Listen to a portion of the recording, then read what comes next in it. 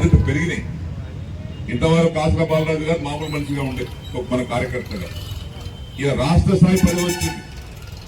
మండల స్థాయి పదవి కాదు, జిల్లా స్థాయి పదవి కాదు, స్టేట్ లెవెల్ పోస్ట్ ఇది కార్పొరేషన్ చైర్మన్. వారికి నాకంటే చిన్నవాడు కాబట్టి నేను వారికి అండగా ఉండడం కానీ, నాకు వారి అండగా ఉండడం కానీ మనం చేసుకుని బాన్సువాడ కాన్స్టిట్యూన్సీ రైతాంగం సమస్యలు లేకుండా, ప్రజల కష్టాలు లేకుండా, పేదవారికి అన్ని విధాలు అందుబాటులో ఉండే విధంగా మేమిద్దరం కలిసి పనిచేస్తాం. ఎలాంటి అనుమానం అక్కర్లేదు.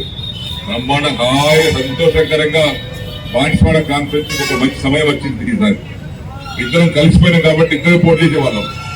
ఆయన మీద నేను, నా మీద ఆయన. ఇప్పుడు ఇద్దరం కలిసిపోయినాం కాబట్టి అటువంటి పరిస్థితి లేదు.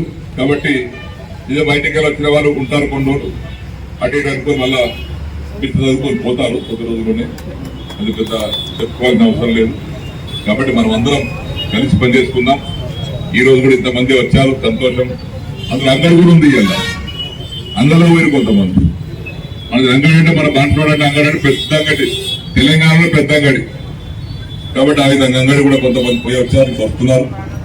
కాబట్టి ఈ సమావేశానికి హాజరైనటువంటి మీ అందరికీ పేరు పేరున శుభాకాంక్షలు తెలియపరుచుకుంటూ, మరొకసారి కొత్తగా చైర్మన్ అయినటువంటి బాలరాజు గారికి మరొకసారి రైతు తరఫున శుభాకాంక్షలు తెలియపరుచుకుంటూ, అందరం కలిసి మంచి ముందుకెళ్దామని మనవి చేసుకుంటూ నేను సెలవు తీసుకున్నాను. జై కాంగ్రెస్, జై తెలంగాణ.